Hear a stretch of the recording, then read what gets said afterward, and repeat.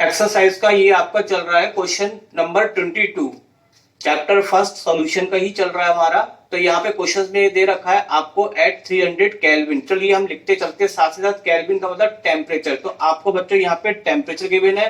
फिर 36 gram glucose present in a litre of solution, in a litre of a solution it has osmotic pressure दे रखा आपको 4.92 बार। तो यहाँ पे देखिए 36 ग्राम यानी कि एक यहाँ पे क्या है कि यहाँ पे एक सॉल्यूशन है जिसका वॉल्यूम दे रखा आपको 1 लीटर और उसमें कितना ग्राम ग्लूकोज डाल रखा है 36 ग्राम। तो ये आपका सॉल्यूट हो गया।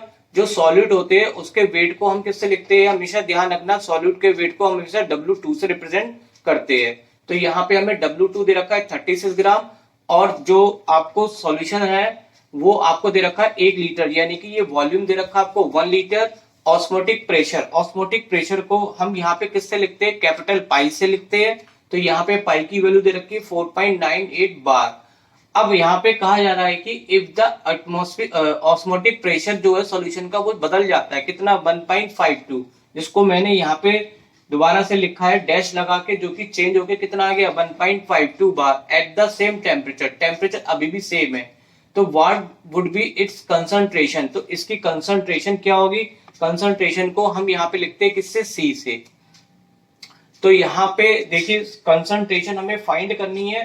अब आप यहाँ पे पहले समझिए कि यहाँ पे फॉर्मूला हमारे पास क्या होता है, पाई इक्वल टू CRT आपने पढ़ रखा है। सी का मतलब कंसंट्रेशन का मतलब number of moles per unit volume में कितने होते हैं। तो N2 को हम यहाँ पे लिख सकते हैं given mass upon molar mass. तो बस इसी फॉर्मूले का हम यहाँ पे क्या करेंगे, यूज करेंगे। इससे हम यहाँ पे मोलर मास को इधर लिया है, तो ये फॉर्मूला हमारे पास जो बन के आता है मोलर मास के लिए वो ये आ जाएगा आपका सॉल्यूट का मोलर मास। तो सबसे पहले हम यहाँ पे सॉल्यूट का मोलर मास निकालेंगे। सॉल्यूट यहाँ पे हमारे पास कौन है, ग्लूकोज। तो ग्लूकोज का पहले हम मोलर मास निकाल लेते हैं। तो ये हम सब निकालना जानते हैं, जो कि मैंने आपको निकाल के दिखा भी दिया है। कार्बन के कितने 6 है तो उसको 12 से मल्टीप्लाई करेंगे। हाइड्रोजन के 1 होता है तो 12 से मल्टीप्लाई करेंगे।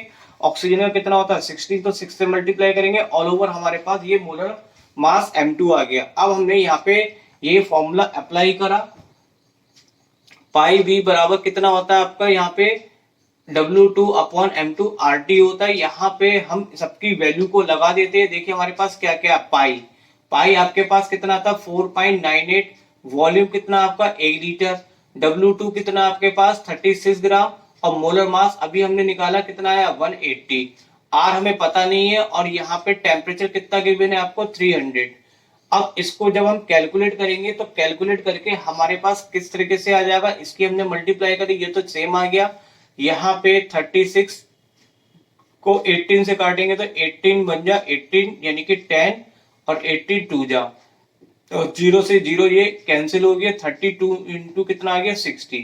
तो इसको अभी हम कुछ देर के लिए इक्वेशन फर्स्ट डाल देते हैं।